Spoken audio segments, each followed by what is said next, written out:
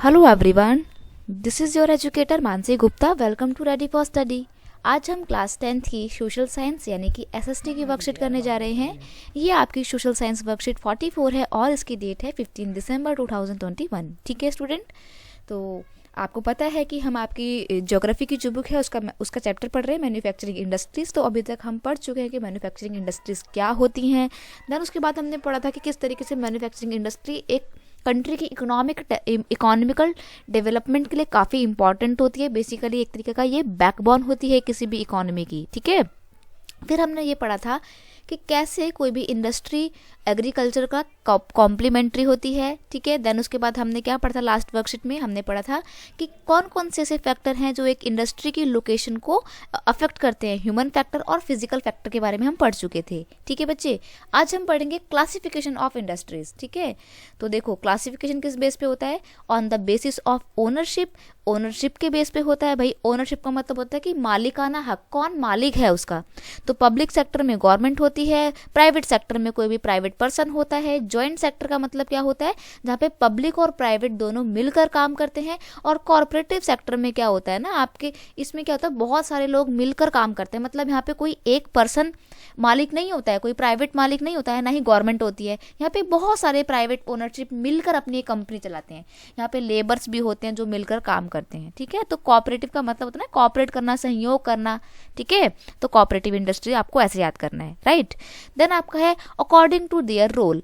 Role के base पे भी एक होती है बेसिक इंडस्ट्रीज और एक होती है कस्टमर इंडस्ट्री। बेसिक जो एक देश के लिए बहुत ज़रूरी होती हैं, ठीक है, और कस्टमर इंडस्ट्री जो एक कस्टमर की नेसेसिटी की चीज़ों को प्रोड्यूस करती है, राइट।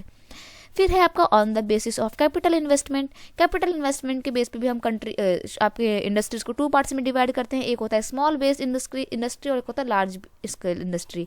अब देखो स्मॉल इंडस्ट्री में इन्वेस्टमेंट शॉर्ट लेवल पे होती है, कम होती है, पैसा कम लगाया जाता है। ठीक है, इसमें पैसा कम होता है इसलिए इसको स्मॉल बोलते हैं। और जो दूसरी है लार्ज स्केल इंडस्ट्री, इसमें इन्वेस्टमेंट ज़्यादा होती है, टर्नओवर भी ज़्यादा होता है और ज़्यादा पैसा लगाया जाता है। ठीक है, फिर है आपकी on the basis of raw material.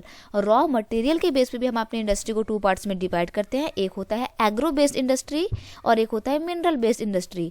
अब देखो एग्रो बेस्ड इंडस्ट्री में क्या होता है ना, जो रॉ मटेरियल का इस्तेमाल किया जाता है वो एग्रीकल्चरल प्रोडक्ट होते हैं। मैंने आपको शुगर केन इंडस्ट्री के बारे में बताया था ना, जहाँ पे शुगर इंडस्ट्री में बताया था कि वो लोग रॉ मटेरियल के तौर पर किसका इस्तेमाल करते हैं, शुगर केन का इस्तेमाल करते हैं। तो वो एक तरीके से एग्रो बेस्ड इंडस्ट्री है। ठीक है, वहीं अगर हम बात करें अगर अपने स्टील इंडस्ट्री की, तो इसमें रॉ मटेरियल के तौर पे किसका इस्तेमाल हो रहा है, मिनरल्स का इस्तेमाल हो रहा है। क्योंकि स्टील हो गया, आयरन हो गया, एल्यूमिनियम हो गया, मैग्नीशियम हो गया, ये सब एक तरीके का मिनरल हैं। ठीक है, और जो भी company as a raw material इनको इस्तेमाल करती है, इन मिनरल्स को इस्तेमाल करती है, वो मिनरल बेस्ड इंडस्ट्री होती हैं। एग्जाम्पल आपका स्टील इंडस्ट्री है। ठीक है, फिर हम पढ़ेंगे based on bulk and weight के बेस पे भी हम इंडस्ट्री को डिवाइड करते हैं। अब इसका ये मतलब मत समझ लेना कि जिस भी कंपनी का वेट ज़्यादा होगा वो ज़्यादा हैवी इंडस्ट्री नहीं। इसका मतलब ये है कि जो प्रोडक्शन हो रही है वो हैवी होनी चाहिए। जैसे कि जो स्टील इंडस्ट्री होती हैं वो ज़्यादातर हैवी इंडस्ट्री होती हैं, है ना। और लाइट इंडस्ट्री का मतलब होता है जिनमें प्रोडक्शन छोटे लेवल पे होता है और नॉर्मल ही होता है, ज़्यादा महंगा सामान नहीं बनाते। जैसे कि आपका कॉटन इंडस्ट्री होगा, ये लोग हल्का ही तो होता है कपड़ा, तो ये लाइट इंडस्ट्री होती हैं। ठीक है, on the basis of ownership के बेस पे हम अपनी जो फैक्ट्रीज हैं, इंडस्ट्रीज हैं, उसको 4 पार्ट में डिवाइड करते हैं। एक होता है पब्लिक सेक्टर, एक होता है प्राइवेट सेक्टर और देन एक होता है जॉइंट सेक्टर और फिर आपका कॉर्पोरेटिव सेक्टर। अभी हमने बताया पब्लिक सेक्टर में कौन होता है, owned and operate by the government agencies. Government की खुद की एजेंसीज को जो है क्या करती है, ऑपरेट करती है। इसका एग्जाम्पल है आपका भेल। ठीक है, भेल का फुल फॉर्म है भारत हैवी इलेक्ट्रिकल लिमिटेड, ये एक हैवी इंडस्ट्री है। ठीक है, फिर आपका है सेल। सोमा मंडल अभी जो है इसकी वो है इसकी मेन कार्यकर्ता है सोमा मंडल, पहली लेडी हैं वो इसकी। ठीक है, कार्यकर्ता। Steel authority of India limited इसकी फुल फॉर्म है। देन अगर आपकी बात करें प्राइवेट की, तो इसमें जो ओनर होता है owned and operate by a individual और a group of a individual member. ठीक है, एग्जाम्पल इसका ले लो, टिस्को ले लो, टाटा ले लो, रतन टाटा उसके ओनर है ना टाटा के, तो वो एक प्राइवेट सेक्टर है। ठीक है, अगर बात की जाए जॉइंट सेक्टर की, तो देखो those industries which are jointly run by the state and the individual और अ ग्रुप ऑफ इंडिविजुअल्स। मतलब ये प्राइवेट और पब्लिक दोनों सेक्टर का मिक्सअप होता है। एग्जाम्पल ले लेंगे ऑयल इंडिया लिमिटेड, ठीक है। फिर आपका आता है कोऑपरेटिव सेक्टर, इसमें कोई एक पर्सन काम नहीं करता है बल्कि बहुत सारे लोग मिलकर अपनी इंडस्ट्री चला रहे होते हैं, ठीक है। जैसे कि owned and operate by a producer और suppliers of raw materials workers और बोथ, मतलब जो भी एक इंडस्ट्री में काम करने वाले लोग होते हैं ना, वो सब लोग मिलकर जिस कंपनी को चला रहे होते हैं, ऐसी इंडस्ट्रीज का एग्जांपल होती है कोऑपरेटिव इंडस्ट्री। इसमें वर्कर का भी वही मेन रोल होता है, प्रोड्यूसर का भी मेन रोल होता है, सप्लायर्स का भी मेन रोल होता है, बायर्स का भी मेन रोल होता है, ठीक है। एग्जाम्पल के लिए ले लेंगे आप शुगर इंडस्ट्री को, ठीक है बच्चे। तो बेटा आपकी वर्कशीट तो सिर्फ इतनी थी। अब आपको यहाँ पर 2 क्वेश्चन दिए हुए हैं। Right a short note on the classification of industry. अब देखो क्लासिफिकेशन का ऊपर आपको शॉर्ट नोट लिखना है। तो देखो ये है आपका क्लासिफिकेशन ऑफ इंडस्ट्री, लेकिन ये बहुत बड़ा हो जाएगा, तो मैंने शॉर्टकट में सिर्फ 4 बेसिस पे आपको डिवाइड करके दिया है, ठीक है। तो right a short note on the classification of industry. The industries are generally classified on the basis of size, raw material और products, ठीक है। तो साइज के बेस में स्मॉल इंडस्ट्री होती है, लार्ज स्केल इंडस्ट्री होती हैं और कॉटेज इंडस्ट्री होती हैं जो बिल्कुल ही लघु होती हैं, जो घरों घरों में चलती हैं, जैसे कि आपकी अगरबत्ती इंडस्ट्री हो गई, ठीक है, पापड़ बनाने की कंपनियां हो गई, ये आपकी कॉटेज इंडस्ट्री जो सिर्फ घर घर में चलाई जाती हैं। स्मॉल बेस इंडस्ट्री जिसमें आपके 100-200 लोग काम करते हैं।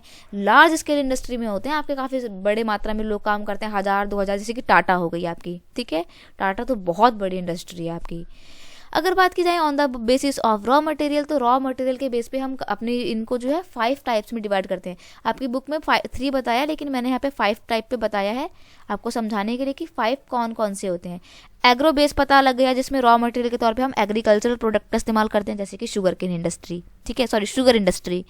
अगर बात की जाए मिनरल इंडस्ट्री की, तो उसमें रॉ मटेरियल के तौर पे हम मिनरल्स का इस्तेमाल करते हैं, जैसे कि आपकी स्टील इंडस्ट्री हो गई। अगर बात की जाए केमिकल इंडस्ट्री की, तो उसमें रॉ मटेरियल के तौर पे हम केमिकल्स का इस्तेमाल करते हैं। और फॉरेस्ट प्रोड्यूस बेस्ड इंडस्ट्री का मतलब होता है जहाँ पे फॉरेस्ट प्रोडक्ट जो होते हैं, जैसे कि आपके लकड़ी उद्योग हो गया, टिम्बर का इस्तेमाल होता है ना फॉरेस्ट उसमें लकड़ी उद्योगों में, और लकड़ी इंडस्ट्री में आप वुड इंडस्ट्री में आपका टिम्बर का इस्तेमाल होता है। टिम्बर कहाँ से मिलता है? जंगलों से मिलता है, जंगल में तो पेड़ होते हैं, ठीक है। एनिमल बेस्ड इंडस्ट्री की बात की जाए तो आपकी डेयरी इंडस्ट्रीज होती हैं, वो सब कुछ आपकी एनिमल में आ जाएगी। अगर बात की जाए on the basis of ownership, तो इसको कितने पार्ट्स में डिवाइड करते हैं? 3 पार्ट्स में। Public ownership, private ownership, joint secretary, और चाहो तो 4 कर दो, कोऑपरेटिव भी लिख सकते हो आप, ठीक है। चलिए नेक्स्ट है आपका explain the classification of industry on the basis of ownership. Ownership के बेस पे आप अपनी जो इंडस्ट्री है उसको कितने पार्ट्स में डिवाइड करोगे? Public sector industry, private sector industries, या फिर जॉइंट सेक्टर इंडस्ट्रीज। देखो पब्लिक में क्या क्या हो जाएगा? सरकार के द्वारा रन करने वाली होती हैं। बेसिकली ये कम्युनिस्ट कंट्री में होती हैं, क्योंकि कम्युनिस्ट कंट्री में क्या होता है, सरकार कहती है सब कुछ मैं ही करूंगी, ठीक है। अगर बात की जाए, जैसे कि आपका रशिया इसका बहुत अच्छा एग्जाम्पल है, यूएसएसआर, ठीक है। प्राइवेट सेक्टर इंडस्ट्री की अगर बात की तो जिसमें एक अकेला इंडिविजुअल पर्सन अपनी इंडस्ट्री चलाता है, और ये वाली इंडस्ट्री ज़्यादातर कहाँ पर होती है? कैपिटलिस्ट कंट्रीज में होती है, जैसे कि आपका अमेरिका हो गया, ठीक है। और अगर बात की जाए जॉइंट सेक्रेटरी इंडस्ट्री की, तो ये कहाँ पर होती है? ये इंडिया जैसे इलाके में होती है, इंडिया जैसी कंट्रीज में होती है, जहाँ पे सरकारी और प्राइवेट दोनों कंपनियां मिलकर अपना काम करती हैं, ठीक है। ऑयल इंडिया इंडस्ट्री इसका एग्जाम्पल है। तो बच्चे बस आपकी वर्कशीट इतनी थी। आई होप आपको ये वीडियो अच्छा लगा होगा। अगर आपको ये वीडियो अच्छा लगता है, हेल्पफुल लगता है, तो उसे अपने दोस्तों के साथ और क्लास ग्रुप में शेयर कीजिए। वीडियो को लाइक कीजिए और कमेंट करके बताना कि वीडियो कैसा लगा, ठीक है। और अगर चैनल पर नए हो तो सब्सक्राइब करना मत भूलना। एक और इन्फॉर्मेशन मैं आपको देना चाहूँगी, अब आप हमसे हमारे इंस्टाग्राम पेज पे भी जुड़ सकते हैं। इंस्टाग्राम पेज का नाम है रेडी फॉर स्टडी, तो जाइए आप वहाँ पे मेरे को फॉलो कीजिए, और कोई क्वेरी है तो आप मेरे से वहाँ पे पूछ सकते हैं। बाकी आप इस वीडियो के कमेंट सेक्शन में भी पूछ सकते हैं, ठीक है। चलिए मिलते हैं नेक्स्ट वीडियो में नेक्स्ट वर्कशीट के साथ। तब तक के लिए thank you so much, bye bye बच्चे।